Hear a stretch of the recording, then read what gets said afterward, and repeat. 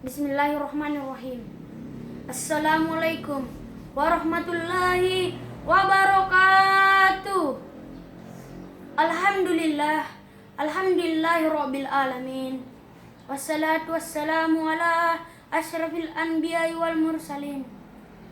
Sayyidina Muhammadin wa ala alihi washabihi ajma'in.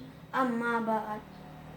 Pertama-tama dan yang paling utama, marilah kita memanjatkan puja dan puji syukur atas kehadirat Allah Subhanahu wa taala sehingga kita bisa hadir di tempat yang penuh barokah ini. Salawat dan salam yang senantiasa kita curahkan kepada Nabi tercinta kita, Nabiullah Muhammad sallallahu alaihi wasallam. Nabi yang pantang menyerah, Nabi yang rela meneteskan darahnya demi umatnya. Nabi yang gagah dan berani. Walaupun beliau tak makan tomat, akan tetapi nama beliau tetap terhormat. Walau beliau tak makan jagung, akan tetapi namanya tetap agung. Walau beliau tak makan brokoli, akan tetapi namanya jauh melampaui Pak Jokowi.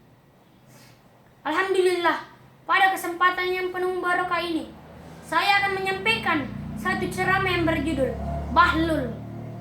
Bahlul yang kita ketahui dalam bahasa Arab yakni jahil atau bodoh. Akan tetapi, di zaman dinasti Abbasiyah, Bahlul dikenal sebagai orang gila di bawah pemerintahan Harun ar-Rasyid.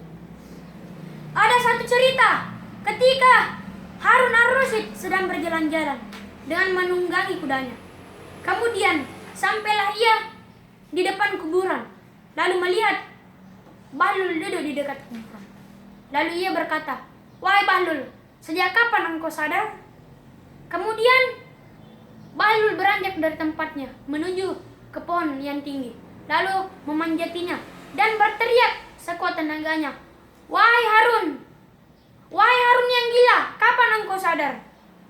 Kemudian Harun berkata, "Wahai Bahlul, siapa yang engkau maksud gila, aku atau engkau yang selalu duduk di dekat kuburan?" Maka Bahlul berkata, "Ya, engkau gila dan aku sadar. Mengapa itu bisa terjadi? Karena kubur ini kekal, sedangkan gedung-gedungmu akan runtuh. Sampai-sampai engkau takut dipindahkan dari gedungmu ke kubur ini." Maka menangislah Harun ar-Rasyid terseduh-seduh dan berkata, "Demi Tuhan, engkau sungguh benar, wahai Bahlul." Kemudian berkatalah Harun ar-Rasyid kepada Bahlul, "Wahai Bahlul, beri satu nasihat lagi. Cukup Al-Quran sebagai pedomanmu." Lalu berkatalah Harun ar-Rasyid kepada Bahlul, "Wahai Bahlul, sebagai tanda terima kasihku kepadamu, apakah kau memiliki permintaan akan kukabulkan?" "Baiklah, aku mempunyai 3 permintaan." "Katakanlah." "Yang pertama, panjangkan umurku. Aku tak mampu. Yang kedua, jauhi aku dari malaikat maut. Aku tak mampu. Yang ketiga, yaitu yang terakhir, masukkan aku ke dalam surga dan jauhi aku dari api neraka. Aku tak mampu." "Wahai Harun, ketahuilah, engkau bukan Tuhan, melainkan hanya hamba. Maka dari itu aku tak memerlukan pertolonganmu."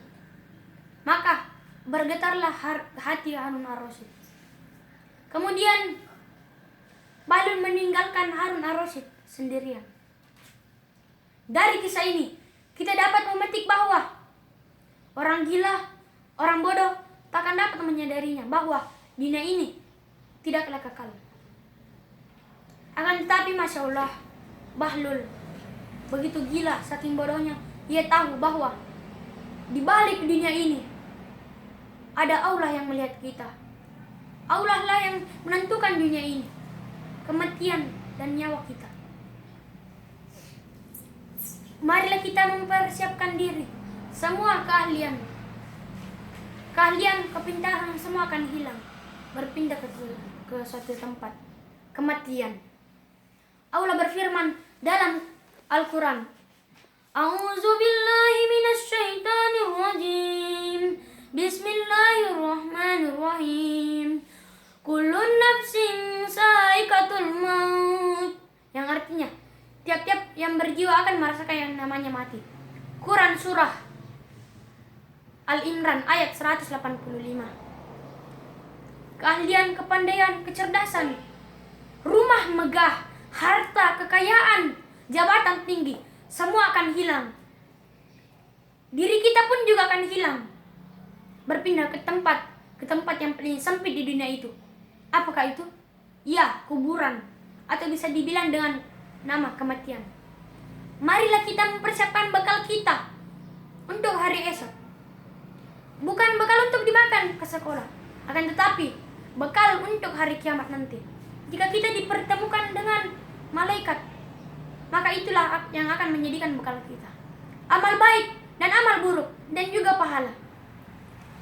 Allah berfirman dalam Al-Quran, A'udzu billahi minasyaitonir rajim. Bismillahirrahmanirrahim. Wa tasawwadu fa inna khaira usadiut taqwa. Yang artinya, bekal sebaik-baik dari takwa. Quran surah Al-Baqarah ayat 197. Kita tahu bahwa bekal sebaik-baik adalah petunjuk. Maka dari itu marilah kita menyediakan tumpuan dan harapan kita untuk semata-mata Allah. Demikian ceramah yang sempat disampaikan. Lebih dan kurangnya mohon dimaafkan.